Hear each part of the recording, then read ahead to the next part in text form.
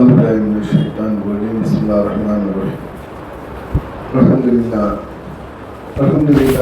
نحمده ونستعينه ونستغفره ونعوذ بالله من شرور أنفسنا ومن سيئات أعمالنا من يهده الله فلا مضل له ومن يضلل فلا هادي له أشهد أن لا إله إلا الله وحده لا شريك له وأشهد أن محمدا عبده ورسوله أما بعد. கண்ணியமும் பெரும் கருணை நிறைந்த எல்லாம் அல்ல அல்லாஹ்வின் நல்லடியார்களே, உங்கள் அனைவரும் மீதும் அல்லாஹ்வின் சாந்தியும் சமாதானமும் என்று அளவற்றுமாக என்று பிரார்த்தனை செய்தவனாக இந்த உரையை ஆரம்பம் செய்கிறேன். அன்பார்ந்த சகோதர சகோதரிகளே, ஒரு மனிதனுடைய மார்க்கப்பற்று என்பது பல்வேறு விதமான நிலையில் மாறுபடக்கூடியதாக இருக்கிறது. அவனுக்கு சில நேரம் உயர்ந்த ஒரு நிலையில் அதிகப்படியான மார்க்க பற்று என்பது இருக்கும். சில நேரங்களில் ரொம்ப குறைவாக மிக குறைவான மார்க்கப்பற்று என்பது இருக்கும். மார்க்கத்துடைய பற்றுகள் நமக்கு சரியான நிலையில் இருந்தால் மட்டும்தான் மறுமையில் நாம் முதல் தரமான வெற்றியை அடைய முடியும் என்பதனால் நமது மார்க்கப்பற்றை நாம் அவ்வப்போது சுய பரிசோதனை செய்யக்கூடியவர்களாக நாம் இருக்க வேண்டும்.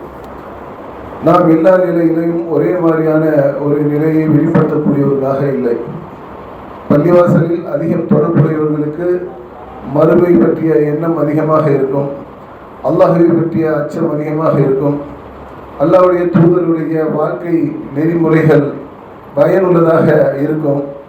நல்ல பயான்களை கேட்கும்போது நமது ஈமானுடைய அந்த நிலை என்பது உச்சத்தில் அடையக்கூடியதாக இருக்கும்.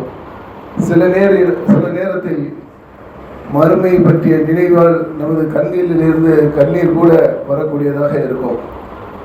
ஈமானுடைய நிலை என்பது பள்ளிவாசல் மாதிரியான இடங்களில், அல்லாஹ்வுடைய பெயர் கூடக்கூடிய இந்த இடங்களில், அல்லாஹ்வுடைய தூதர் ஸல்லல்லாஹு அலைஹி வஸல்லம் அவர்களுடைய அந்த வாழ்வியல் முறையை கற்றுத்தரக்கூடிய இடங்களில் நமக்கு ஈமானிய நிலை என்பது மேலோங்கக்கூடிய ஒரு நிலையாக இருக்கும். அதே நேரத்தில் நாம் இந்த உலகத்திற்காக செயல்படக்கூடிய நிலையில் நாம் வேலை செய்யும் இடங்கள், வியாபார தலங்கள் அல்லது இந்த உலகத்தில் நடமாடக்கூடிய இடங்களில் நமது நிலைப்பாடு அல்லது நமது ஈமானிய நிலைப்பாடு அல்லது மார்க்கத்துடைய அந்த பற்று என்பது மிகவும் குறைவாக இருக்கக்கூடியதாக இருக்கும். அப்போ இந்த நிலை மாறி மாறி வரக்கூடிய ஒரு நிலையில் தான் நாம் இருக்கிறோம். அப்போ இந்த நிலையில் நம்மளுடைய ஈமானை வலுவான நிலையில் வைத்துக் கொள்வதற்கு நாம் நேரம் கிடைக்கும் போதெல்லாம் அல்லது வாய்ப்பு கிடைக்கும் போதெல்லாம் அல்லது மெனக்கெட்டு, ஏன்னா சில நேரத்தில் வாய்ப்புகள்லாம் நமக்கு தானாக கிடைக்காது, நாம் தான் உருவாக்க வேண்டும். அந்த வாய்ப்புகளை நாம் உருவாக்கி மெனக்கெட்டு அல்லாஹ்வுடைய தூதருடைய வழிமுறைகளை தெரிந்து கொள்வதில், பள்ளிவாசல்களில் நமது நேரங்களை செலவிப்பதில், நமது மறுமைக்கான வெற்றியை நாம் சம்பாதிப்பதில் ஒரு முயற்சியை மேற்கொள்ள வேண்டும். அது நமக்கு பலனுள்ளதாக இருக்கும் என்பதை மூமின்கள் சிந்தித்து பார்க்க கடமைப்பட்டிருக்கிறோம். ஈமானில் ஏராளமான ஏற்றத்தாழ்வுகள் இருக்கிறது. இந்த ஏற்றத்தாழ்வுகள் நம்மை பாதிக்காத அளவுக்கு இருந்தால் மட்டும்தான் நமது வெற்றி என்பது உறுதியாக இருக்கும். அல்லது நமக்கு அந்த ஏற்றத்தாழ்வுகளில் நாம் ஒருவாளாக இருந்து நமது ஈமானிய பலவீனத்தில் நாம் பாதிக்கப்பட்டு விட்டோம் என்று சொன்னால் அதுவே நமது மறுமை வெற்றியை பாதிக்கக்கூடியதாக இருக்கும். இந்த உலகத்தில் கூட அது ஒரு இழிவான நிலையை தான் ஏற்படுத்தும் என்பதை திருமறை போறாங்க அல்லாஹ் ரப்பல் ஆலமீன் ஒரு வசனத்தின் மூலம் நமக்கு தெளிவுபடுத்துகிறார். விழிப்பில் இருந்து கொண்டு அல்லாஹுவை வணங்குபவனும் மனிதர்களில் இருக்கிறான். அவனுக்கு நன்மை ஏற்பட்டால் அதில் நிம்மதி அடைகிறான். அவனுக்கு சோதனை ஏற்பட்டால் தலைகீழாக மாறிவிடுகிறான். இவ்வுலகிலும் மறுமையிலும் அவன் நஷ்டம் அடைந்து விட்டான். இது தெளிவான நஷ்டம் என்று சொல்லி அல்லாஹ் ரப்பல் ஆலமீன் அந்த ஈமானிய பலவீனம் என்பது மோசமான ஒரு நிலை என்பதை இந்த வசனத்தின் மூலமாக நமக்கு தெளிவுபடுத்துகிறான். மூமினாக இருக்கக்கூடிய நாம் மறுமையில வெற்றியை நாம் அனுபவிக்க வேண்டும் என்ற எண்ணத்தில் இருக்கக்கூடிய நாம், மறுமை வெற்றி தான் உண்மையான வாழ்க்கை என்ற எண்ணத்தில் இருக்கக்கூடிய நமக்கு இந்த உலகத்துடைய வாழும் நிலைகளில் நமது ஈமானிய பலம் எந்த மாதிரியாக இருக்கிறது என்பதை சுய பரிசோதனை செய்யக்கூடியவர்களாக நாம் இருக்க வேண்டும். இந்த சுய பரிசோதனையை நாம் எப்படி மேற்கொள்ள வேண்டும்? இது ரொம்ப சிம்பிளான ஒரு விஷயம்தான். நமது வியாபாரம், கடையில் வியாபாரம், சரக்கெல்லாம் வாங்குகிறோம், சரக்கை நம்ம விற்கிறோம், விற்று அசல் எது, லாபம் எது என்று சொல்லி நம்ம கணக்கு பார்க்குறோமா இல்லையா? ஒரு வியாபாரி எதில் கணக்கு பார்க்குறான்னு சொன்னால், நம்ம போட்ட முதலுக்கு நம்ம சேல்ஸ் ஆன நிலையில் நமக்கு எவ்வளோ லாபம் இருக்குதுன்னு சொல்லி அதனுடைய நன்மையை கணக்கெடுக்கக்கூடியவனாக இருக்கிறான், அல்லது தீமையை கூட கணக்கெடுக்கக்கூடியதாக இருக்கிறான். நன்மை தீமையை கணக்கெடுக்கிற மாதிரி ஒரு வியாபாரி தனது வியாபாரத்தில் உள்ள நன்மை தீமையை கணக்கெடுக்கிற மாதிரி ஒரு முஸ்லீம் தனது மறுமைக்கான நன்மை தீமையை கணக்கிடக்கூடியவனாக இருக்க வேண்டும். இந்த உலகத்தில் நம்ம கண்ணால் பார்க்கக்கூடிய விஷயங்கள் நிறைய இருக்கிறது. அதனால் நம்ம கண்கள் எல்லாமே இந்த உலகத்தை தேடக்கூடியதாக இருக்கிறது. நல்ல பொருள், ஆசையான பொருள், இதுக்குள்ள நம்ம ரொம்ப ஆசைப்படுவோம் என்று அல்லாஹ் ரப்பல் ஆலமீன் திருமறை குர்ஆன்ல சொல்லியும் காட்டுகிறான். தங்கம், குவிக்கப்பட்ட அந்த வெள்ளி, பெண்கள், இந்த மாதிரி ஆண் மக்கள், இதெல்லாம் மனுஷன் அதிகமான கவனம் செலுத்தக்கூடியவனாக இருக்கிறான். குவிக்கப்பட்ட வெள்ளிகள், தங்கங்கள், இந்த விளைநிலங்கள், கால்நடைகள், பொருளாதார விஷயங்கள்ல உலகத்தில் பயம் தரக்கூடிய ஏராளமான விஷயங்களில் அவனுடைய கண்கள் என்பது போகக்கூடியதாக இருக்குது. இயற்கையாகவே அதன் பக்கம் அல்லாஹ் ஒரு ஈர்ப்பை ஏற்படுத்தியிருக்கிறார். இதை விட சிறந்ததை உங்களுக்கு நான் அறிவிக்கட்டுமா என்று அல்லாஹ் ரப்பல் ஆலமீன் திருமறை குர்ஆன்ல கேட்கிறான். அதுதான் அல்லாஹ்விடம் உள்ள அந்த சொர்க்கம் என்கின்ற உயர்ந்த ஒரு நன்மை. அல்லாஹ்விடம் உள்ள அந்த சொர்க்கம் என்கின்ற அந்த உயர்ந்த நன்மையை பெறக்கூடியவர்களாக நாம் இருக்க வேண்டும் என்று சொன்னால், இந்த உலகத்தில் உள்ள கவனங்கள் நம்மை திசை திருப்பக்கூடியதாக இருந்துவிடக்கூடாது. அது மறுமையில் நமக்கு பாதிப்பை ஏற்படுத்தக்கூடிய அளவுக்கு அதனுடைய தேடல் என்பது இருந்துவிடக்கூடாது. இந்த உலகத்திலேயே நன்மையை ஏற்படுத்த வேண்டும், மறுமையில் நன்மையை தேடிக்கொள்ள வேண்டும் என்ற அளவில் தான் ஒரு மூமின் செயல்பட வேண்டும். ரப்பனா ஆத்தினா ஃபித் துன்யா ஹஸனத்தும் வ ஃபில் ஆஹிரத்தி ஹஸனத்தும் வ கினா அஸாபன்னார். எனவே இந்த உலகத்திலே எங்களுக்கு நன்மையை தருவாயாக, மறுமையிலும் நன்மையை தருவாயாக, நரகின் தீங்கை விட்டும் எங்களை காப்பாயாக என்ற ஒரு பிரார்த்தனையை தான் அல்லாஹ் ரப்பல் ஆலமீன் திருமறை குர்ஆன்ல சொல்லி காட்டுகிறான். அந்த அடிப்படையில் நாம் நம்மை சுய பரிசோதனை செய்யக்கூடியவர்களாக இருக்க வேண்டும். நாம் அப்படி சுய பரிசோதனை செய்யும் போதுதான் நாம் எந்த நிலையில் நாம் ஈமானை வைத்துக் கொண்டிருக்கிறோம், மார்க்க பற்றி நாம் எந்த மாதிரியான நிலைப்பாட்டில் இருக்கிறோம், மார்க்க விஷயங்களில், மறுமை விஷயங்களில் நமது தேடுதல் என்பது என்ன, நமது நன்மை என்பது என்ன, இதெல்லாம் நம்ம எப்போது நமக்கு புரிய வரும் என்று சொன்னால், இந்த சுய பரிசோதனை செய்யும் போதுதான் புரிய வரும். அப்படி மார்க்க விஷயங்களில் நாம் என்ன நிலையில் இருக்கிறோம் என்பதை சுய பரிசோதனை செய்யக்கூடியவர்களாக நாம் இருக்க வேண்டும். அல்லாஹ் ரப்பல் ஆலமீன் திருமறை குர்ஆன்ல சொல்லி காட்டுகிறான், நம்பிக்கை கொண்டவரே நீங்கள் அல்லாஹ்வுக்கு அஞ்சுங்கள்.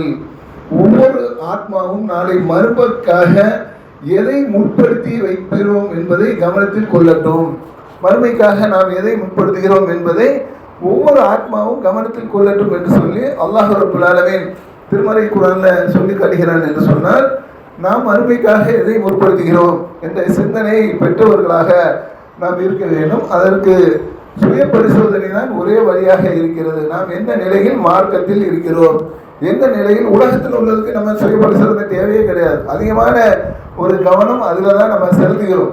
ஆனால் மார்க்கத்தில் எந்த இடத்துல இருக்கிறோம், விழிப்பில் இருக்கிறோமா, அல்லது நடுநிலையாக இருக்கிறோமா, அல்லது உயர்ந்த இடத்துல இருக்கிறோமா, அல்லது உலகமே வேண்டாம் மர்மம் விட்டு தான் வேணும்னு சொல்லி அப்படி செயல்படுகிறோமா, எந்த நிலையில் நமது நிலை இருக்கிறது என்பதை பரிசோதித்து கொண்டு அதன்படி அதனுடைய நல்ல அமல்களின்படி செயலாக்கக்கூடியவர்களாக நாம் இருக்க வேண்டும். அப்போதுதான் நமது ஈமானிய பலம் என்பது உறுதியான ஒரு பலமாக இருக்கும் என்பதை முஃமின்கள் கருத்தில் கொள்ள வேண்டும்.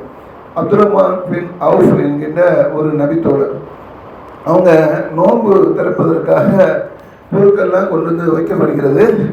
அந்த பொருட்களை பார்த்து, பொருட்கள்லாம் உணவுப் பொருட்கள், நோன்பு திறக்கிறதுக்கு என்ன இருக்கும், உணவுப் பொருட்கள் தானே. அந்த உணவுப் பொருட்களை பார்த்தா நம்மளாம் என்ன செய்வோம், சூப்பராக நல்லா சந்தோஷப்படுவோம். எந்த அளவுக்கு சந்தோஷப்படுவோம், நல்ல ஒரு வடை, நல்ல ஒரு ஜூஸு, தண்ணி கூட அதில் உயர்ந்த ஒரு நன்மையை நமக்கு அந்த நோம்பு நேரத்தில் தரக்கூடியதாக இருக்கணும். தண்ணி குடித்தாலே அவ்வளோ ஒரு இன்பமாக இருக்கும்.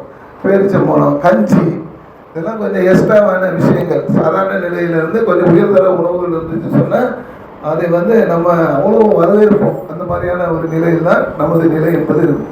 அப்துல் ரஹ்மான் பின் அவுஃப் என்ன செய்கிறாங்கன்னு சொன்னால், நல்ல உணவுகள் அவர்களுக்கு வைக்கப்பட்டிருக்கிறது. அதை பார்த்து அவங்க அழுகுறாங்க.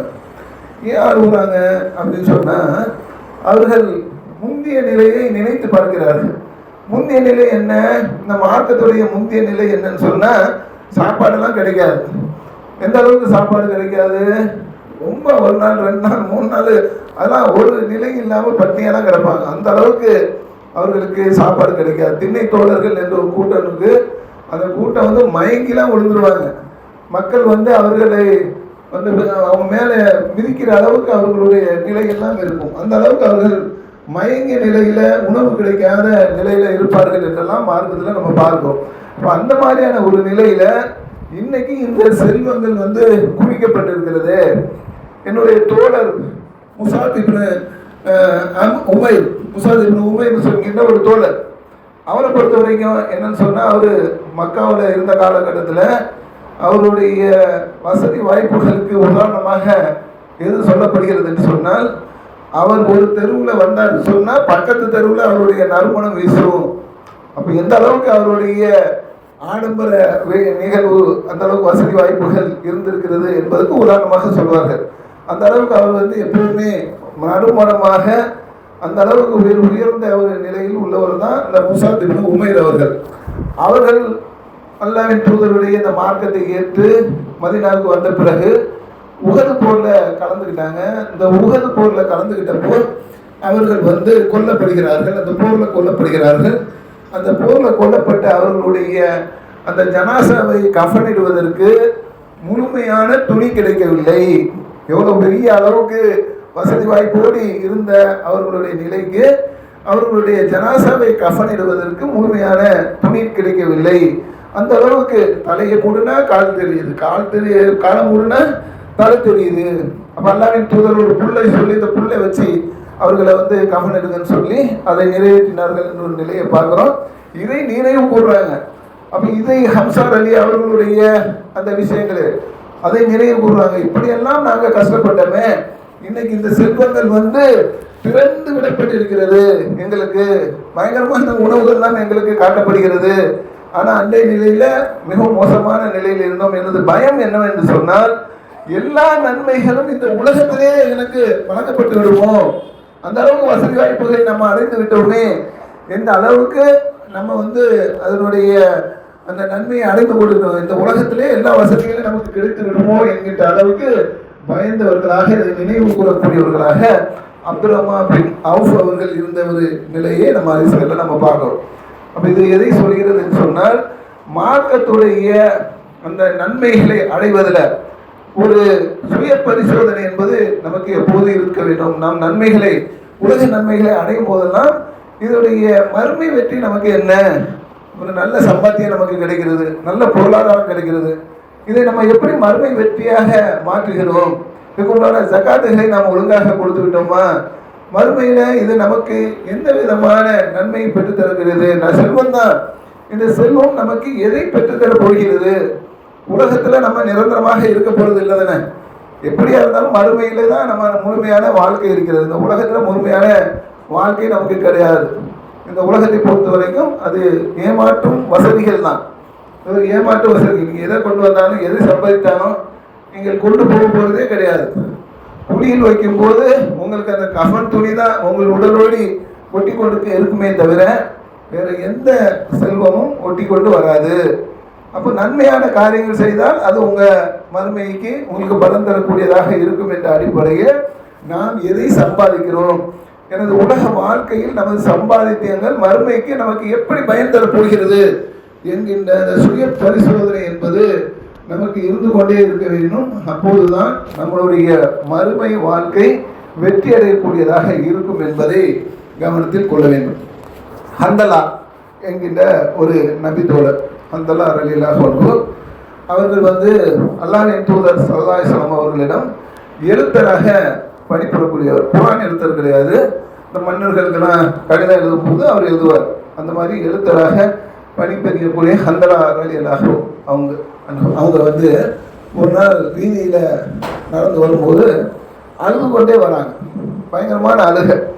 அப்போ அந்த அழுகையை பார்க்குறாங்க அபூபக்கர் ரலியல்லாஹு அன்ஹு. ஹந்தலாவே ஏன் நீங்கள் அப்படி அழுகுறீங்க அப்படின்னு சொல்லி கேட்குறாங்க. அதுக்கு ஹந்தலா ரலியல்லாஹு அன்ஹு அவங்க பதில் சொல்கிறாங்க, நாம் அல்லாஹ்வின் தூதர் ஸல்லல்லாஹு அலைஹி வஸல்லம் அவர்களிடம் இருக்கும்போது இந்த உலக வாழ்க்கையை பற்றி நமக்கு பெரிய அளவுக்கு எண்ணங்கள் வருவது கிடையாது. முழுக்க முழுக்க மறுமை வாழ்க்கை பற்றி எண்ணம் தான் வருகிறது. சொர்க்கம் நமக்கு கண் முன்னாலே காட்டப்படுகிறது. நரகத்துடைய தீமைகளை பற்றி அல்லாஹ்வின் தூதர் அதிகமாக எச்சரிக்கை செய்கிறார்கள். அல்லாஹ்வுடைய அருளை நமக்கு நினைவுபடுத்துகிறார்கள். இதெல்லாம் அல்லாஹ்வின் தூதர் ஸல்லல்லாஹு அலைஹி வஸல்லம் அவர்களிடம் இருக்கும்போது இந்த ஈமானிய சிந்தனை வலுப்பெற்றதாக உயர்ந்ததாக இருக்கிறது. மார்க்க சிந்தனை அதிகமாக இருக்கிறது. ஆனால் அவர்களை விட்டும் வெளியே வந்த பிறகு எங்களுக்கு எங்கள் சிந்தனை எல்லாம் நமது மனைவி, நமது மக்கள், நமது தோட்டம், நமது துறவு, நமக்கு இப்படி இருக்குது. நம்ம ஒவ்வொருவரும் எந்த மாதிரி சிந்திக்கிறோம், எந்த மாதிரி தான் அவங்களுக்கும் அந்த சிந்தனை இருந்திருக்கிறது. நபித்தோழராக இருந்தாலும் அவர்கள் அதை வெளிப்படுத்துகிறாங்க. அல்லாஹ்வின் தூதரிடம் இருக்கும்போது உயர்ந்த ஒரு ஈமான் நமக்கு இருக்கிறது. அவர்களிடம் இந்த வெளியே வந்த பிறகு இந்த மாதிரியான ஒரு சிந்தனை நமக்கு இருக்கிறது. இதன் காரணமாக நான் நயவஞ்சகனாக இருக்கிறேனோ என்று அஞ்சுகிறேன். எப்படி பாருங்க, நயவஞ்சகனாக அவர்கள் யாரும் சொல்லலாம் கிடையாது. அந்தலாம் என்ன சொல்லிடலான்னு சொன்னா, அல்லாஹ்வின் தூதர்கிட்ட ஒரு முகம் காட்டுறோம், அவர்களை விட்டு வெளியே வந்துட்டோம்னா நம்ம நிலை என்பது வேறு முகமாக இருக்கிறது. இது நயவஞ்சர்களுடைய பண்பாயிட்டு இந்த பண்புல ஒரு ஆளா நான் இருந்துட்டனோ அப்படிங்கிறதுக்காக அழக்கூடியவர்களாக இருக்கிறாங்க. அபூபக்கர் ரலியல்லாஹு அன்ஹு அவங்க சொல்றாங்க, ஏன் அழுகுற, என்னுடைய நிலைமை அதுதான் அப்படின்னு சொல்றாங்க. அப்போ அபூபக்கர் அவங்க சொல்றாங்க, என்னுடைய நிலைமை அதே மாதிரிதான். அப்போ ரெண்டு பேரும் அல்லாஹ்வின் தூதரிடம் போய் இதுக்கு உண்டான தீர்வை கேட்போம் என்று சொல்லி அல்லாஹ்வின் தூதரிடம் போறாங்க. அல்லாஹ்வின் தூதர் ஸல்லல்லாஹு சொல்லுவாங்க, என்னிடம் இருக்கும்போது உள்ள சிந்தனையில் நீங்கள் எப்போதுமே இருந்தீர்கள் என்று சொன்னால் உங்களுக்கு மலக்குமார்கள் கை கொடுக்குவார்கள். அது மாதிரி இருக்க முடியுமான மனிதர்கள் அப்படி இருக்க முடியாது. அப்போ அந்த அடிப்படையில் நீங்கள் எப்போதும் அப்படி இருந்தீங்கன்னு சொன்னால் மலக்குமார்கள் உங்களுக்கு கை கொடுப்பார்கள். ஆனாலும் அப்படி உங்களால் இருக்க முடியாது. இந்த உலகம் என்பது, இந்த மார்க்கம் என்பதெல்லாம் சில நேரம் இப்படியும் அப்படியும் தான். சில நேரம் நீங்கள் இப்படி இருப்பீங்க, சில நேரம் அப்படி இருப்பீங்க என்பதை அல்லாஹ்வின் தூதர் விளக்கினார்கள் என்ற ஒரு செய்தியை நம்ம பார்க்கிறோம். நம்ம இப்படியும் அப்படின்னாங்கும் போது நமக்கு இதை ஆதரவாக சொன்னதாக நம்ம நினைத்து விடக்கூடாது. நயவிஜயகனாக இருக்கிறோனோ என்று அஞ்சக்கூடிய அவர்களுக்கு அல்லாஹ்வின் தூதர் சொன்னாங்க. நம்ம நிலைப்பாடு என்னன்னு சொன்னா, அப்படித்தான் இருக்கிறது தவிர இப்படி இல்லவே இல்லைங்கிறதுக்கு தான் அதிகமான உதாரணம் இருக்கிறது. பள்ளிவாசல்கள்ல நிகழ்ச்சி நடக்கிறது, தொழுகை நடக்கிறது, அல்லாஹ்வுடைய பெயர் கூறப்படும் சபையாக இருக்கிறது. மறுமைக்கான நன்மையை அதிகமான ஒரு சம்பாதிக்கக்கூடிய இடமாக கடை தெருவை காட்டிலும் பள்ளிவாசல்கள் இருக்கிறது. மறுமை சிந்தனையை அதிகமாக தரக்கூடிய இடமாக பள்ளிவாசல்கள் இருக்கிறது. தொழுகைக்காக அழைக்கப்படுகிறது, நல்ல காரியங்களுக்காக அழைக்கப்படுகிறது. ஆனால் யாருக்கு விதியோ என்று நாம் தெரிந்து கொள்றோமா இல்லையா? அப்ப நம்ம நிலை என்ன? ஹந்தலாவுடைய நிலையாவா நம்ம நிலை இருக்கிறது? முழுக்க முழுக்க அப்படித்தான் இருக்கிறது என்கின்ற ஒரு நிலைமையை நம்ம பார்க்கிறோம். இதை நம்ம பேலன்ஸ் செய்யக்கூடியவர்களாக இருக்க வேண்டும். இப்படியும் அப்படிதான் என்று சொன்னால் மறுமை வாழ்க்கைக்கும் நம்ம முக்கியத்துவம் கொடுக்க வேண்டும், இந்த உலக வாழ்க்கைக்கும் நம்ம முக்கியத்துவம் கொடுக்க வேண்டும். இந்த உலக வாழ்க்கையில நமக்கு என்று பல கடமைகளை அல்லாஹ் விதித்திருக்கிறான். அந்த கடமைக்கு ஏற்ற மாதிரி நமது செயல்பாடுகளில் முக்கியத்துவம் என்பது இருக்கத்தான் செய்கிறது. அதே நேரத்தில் நமது மறுமை வாழ்க்கை என்பது முழுக்க முழுக்க அது நமக்கானது. அது மறுமையானது, நிரந்தரமானது, அதுக்கு அழிவெல்லாம் கிடையாது என்ற அடிப்படையில் நாம் அதற்கும் முக்கியத்துவம் கொடுக்கக்கூடியவர்களாக நாம் இருக்க வேண்டும்.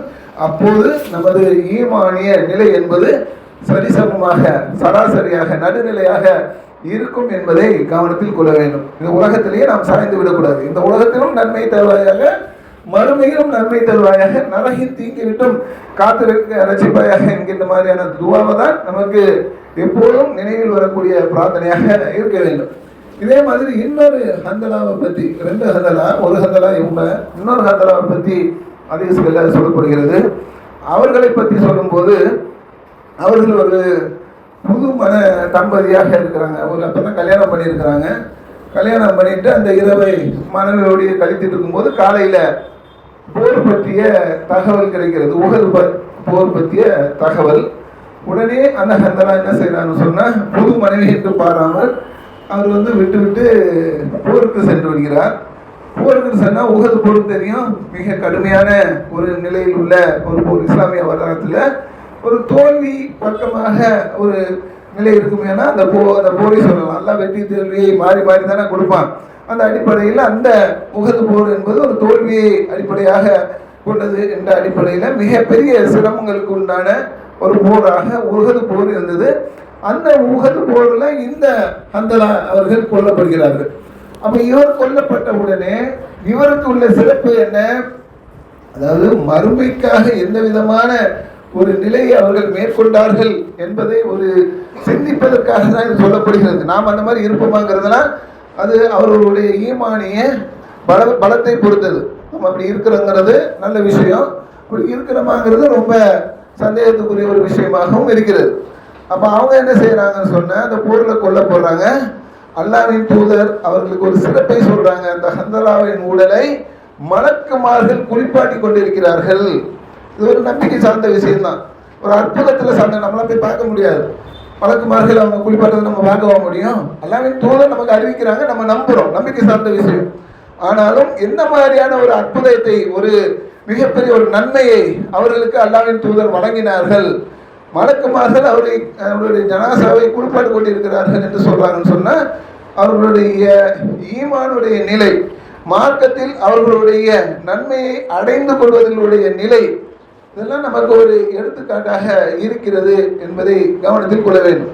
அப்போ இந்த மார்க்கம் நமக்கு நன்மையை அதிகமாக தந்திருக்கிறது. உலகத்திலும் நீங்கள் நன்மை அடையலாம். நீங்கள் சாமியார் மாதிரி இருக்கக்கூடிய ஆள்லாம் கிடையாது. எல்லா விதமான நன்மைகளையும் உலகத்தில் நீங்கள் அடைந்து கொள்ளலாம். ஆனால் நமக்கு மர்மை சிந்தனை என்பது எப்போதும் இருந்து கொண்டே இருக்க வேண்டும். அதுதான் வெற்றிக்குண்டான ஒரு அடித்தளமாக இருக்கிறது என்பதை மூமின்கள் கருத்தில் கொள்ள வேண்டும். உலகத்தினுடைய பார்வை என்பது மறுமையை மறக்கடிக்க கூடாதாக ஆகிவிடக்கூடாது. பல நேரங்களில் நாம் அப்படி இருக்கிறோம், நன்மையை புறக்கணிக்கிறோம். நன்மையை கொண்டு வர்ற ஆள் யாருன்னு பார்க்கிறோம். பெரிய ஆளுன்னு சொன்னா அதற்கு முகம் கொடுக்கிறவாக உட்காருங்க அப்படின்னு சொல்லி பெரிய ஆளுகளுக்கு முகம் கொடுக்கிறோம். சாதாரண ஆளாக இருந்தால் அவர் எவ்வளவு பெரிய நன்மையை கொண்டு வந்தாலும் சரி, அவரை நம்ம புறக்கணிக்கிறோம். அப்ப நம்ம எதை புறக்கணிக்கிறோம், எதை எடுத்துக்கொள்கிறோம் என்பதில் தான் நாம் நன்மை தீமையை அடைந்து கொள்ளக்கூடியவர்களாக இருக்கிறோம் என்பதை கருத்தில் கொண்டு நாம் நம்மை சுய பரிசோதனைக்கு உட்படுத்த வேண்டும். ஈமானில் நாம் எந்த மாதிரியான நிலையில் இருக்கிறோம்? நல்ல நிலையில் இருக்கிறோமா? நடுத்தரமாக இருக்கிறோமா? அல்லது அஞ்சல பாதாளத்தில் இருக்கிறோமா என்கின்ற அடிப்படையில் நாம் நம்மை சீர்படுத்த கடமைப்பட்டிருக்கிறோம். சுய பரிசோதனை என்பது ரொம்ப அவசியம். அதை நாம் செய்தோம் என்று சொன்னால் மறுமைக்குண்டான ஒரு நன்மையை நாம் சீராக அமைத்துக் கொள்வதில் கவனம் செலுத்துவோம். அது மறுமையில் நமக்கு நன்மையாக மாறும், வெற்றியாக மாறும் என்ற அந்த சிந்தனையை உங்களுக்கு தந்தவனாக இந்த முதல் உரையை நிறைவு செய்கிறேன். அல்ஹம்துலில்லாஹி ரப்பில் ஆலமீன்.